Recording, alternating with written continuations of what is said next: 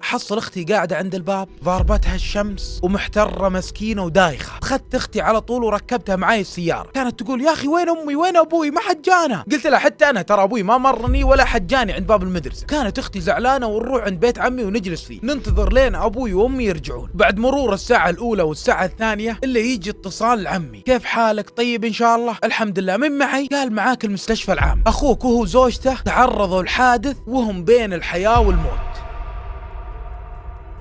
يقول أنا أصلا أول ما رن الجوال قلبي حرفيا نغزني، وقلت هذا أكيد الاتصال يخص يا أمي يا أبوي. وأشوف وجه عمي وهو قاعد يتكلم وجهه تغير. قلت له عمي أبوي فيه شيء؟ ناظر عمي فيني وهو ساكت وما تكلم ولا قال أي شيء، ولكن كان باين في وجهه أنه هو مصدوم. يقول أسمع يقول للي في الجوال طيب وينكم الآن؟ خلاص الآن جايكم. قلت له يا عم أنا بروح معك. قال لا اقعد. قلت يا عم أبغى أروح معك أحس أبوي فيه شيء. قال يا تركي اقعد، تسمع أنت ولا ما تسمع؟ وأنشف في عمي لين خذاني معه وخليت اختي في بيت عمي ونطلع بالسيارة، وعمي كل شوي يتحسب يقول حسبنا الله ونعم الوكيل ولا إله إلا الله. قلت له يا عم هل فيهم شيء؟ قال يا تركي إن شاء الله ما فيهم إلا العافية، ولكنهم صار لهم حادث بسيط موجودين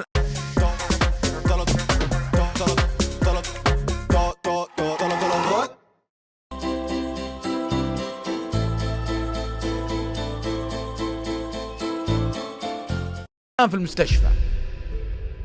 يقول تركي أول ما قال لي حادث حسيت بشعور غريب، وحسيت إني حرفيا قاعد أفقد السيطرة على عيوني، ماني قاعد أركز، يعني شوي وراح ينغمي علي. شوي اللي عمي هديني ويقول ما عليه إن شاء الله الأمور زينة الحين نروح ونشوفهم. يقول ما وصلنا عند باب المستشفى ووقف عمي وننزل بسرعة من السيارة ونروح عند باب المستشفى. إلا العسكري قال لنا الولد الصغير هذا ما يدخل. قلت له أبوي وأمي جوا. قال معليش اقعد هنا جنبي خل عمك يروح ويرجع. هنا نبضات قلبي قاعدة تزود، وأحس إني بديت أحس بالخوف بشكل ثاني، مو الخوف الطبيعي لا، بديت أحس بالخوف اللي جسمي كله صار ينمل. يقول شوي عمي يدخل بسرعة ويفتح الباب ويدخل عليهم، وأنا أشوف عمي من بعيد يبعد عني كذا سيب طويل، وأشوفه من بعيد قاعد يمشي. يقول يفتح الباب ويقعد هناك طول نص ساعة 40 دقيقة حرفيا ما حد جاء، لا عمي ولا أحد طلع مع ذاك الباب. ويقول وأنا كنت باني في راسي إن الدكتور إذا طلع مع ذاك الباب الكبير معناه أن أمي وأبوي فقدوا حياتهم. يقول شوي إلا ينفتح الباب حق العمليات، يقولوا يطلع سريرين من باب العمليات مغطية. هنا كانت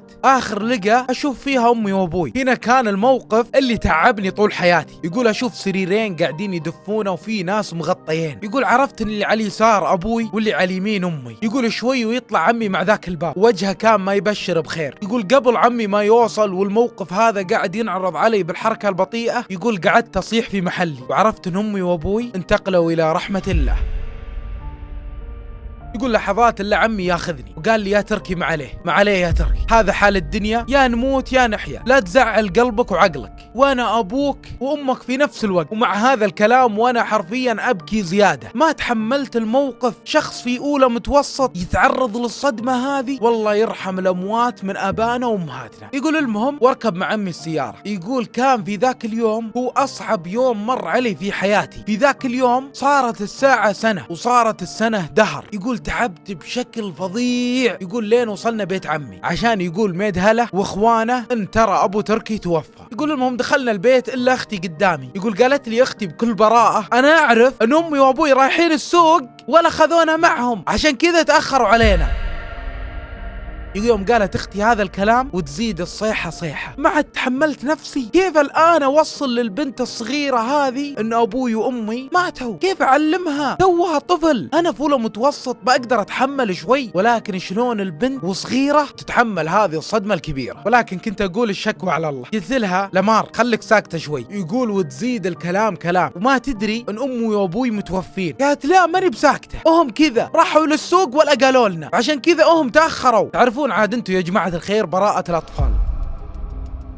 يقول تركي مشت الأيام ولكن ما هي نفس أي يوم مر علي في حياتي. مر اليوم الأول واليوم الثاني وأنا ساكت، ولا قلت لأختي إن أبوي وأمي ماتوا، ولا أبغاها تسمع هذا الخبر نهائيا. ولكن في ذاك اليوم في لحظة العزاء في واحد من عيال الناس اللي يقربون لنا كان قاعد يلعب مع أختي لمار وسألها سؤال عادي. قال لها صدق لمار إن أمك وأبوك ماتوا؟ قالت لا. قالت إلا ماتوا عشان كذا هم قاعدين يجون هنا في المجلس وهذا عزاهم. يقول شوي اللي جت أختي لمار تركض وقاعدة تصيح. يصيح يا تركي صدق امي وابوي ماتوا، يا تركي قل لا. اختي كانت مصدومة من الخبر، يقول واستمر بكائها ليل نهار، كل شوي تبكي على امي وابوي، ولكن عمي وزوجته دائما يجيبون ناس يلهون اختي عشان تنسى الحزن اللي هي فيه، يلعبون معها ويطلعون معها ويجون معها. وعلى هذه الحالة المهم مر الاسبوع الاول والاسبوع الثاني والاسبوع الثالث، وبدينا نتدارك الموقف وصرنا عايشين عند عمي، وبيتنا لحد الان موجود ولكن ما نبغى نروح له. ورجعنا للدراسة ورجعت الحياة كأنها حياة طبيعية وكأن ما في شيء. يقول بعد مرور السنوات وتحديدا 3 سنوات عمي صار اسلوبه وتعامله معنا مختلف. يقول عياله اللي عنده هم كبري بالضبط، ولكن مثلا واحنا جالسين يصير يامرني انا وما يامر عياله، قم يا تركي جيب كذا، قم يا تركي ود هنا. وبرضو اختي كانت صغيرة في ذاك الوقت في رابع ابتدائي، توها صغيرة، كانت زوجته تامرها روح يودي روح يجيبي. انا في البداية كنت اعتقد ان هذا اسلوب من اسلوب التعليم والتربية، ولكن ما كنت ادري ان هذا الاسلوب اسلوب تسلط وفرض الشخصية. المهم يوم من الايام انا تصادمت مع عمي، كنا جالسين وقاعدين نتغدى، فقال لي قم يا تركي جيب لي مويه، وولده اللي اصغر مني جنبي، نظرت في ولده يناظر فيني، قال لي يلا قم جيب مويه لابوي قم. حسيت في هذا الموقف بالاهانة وما قدرت اتمالك نفسي، وقمت من الغداء ولا جبت له لا مويه ولا رجعت اتغدى معهم. رحت جلست في الغرفة اللي هم حاطينها لي وجالس فيها افكر وش اسوي. ما ينفع العيشة مع عمي وانا الان رجال كبير وفي اولى ثانوي، لازم احصل طريقة عشان اتخلص من السيطرة هذه اللي قاعد يسويها عمي وزوجته علينا. قلت لازم اشتغل واكد على نفسي لين يجي عمري 18 سنة واخذ الورث اللي بقى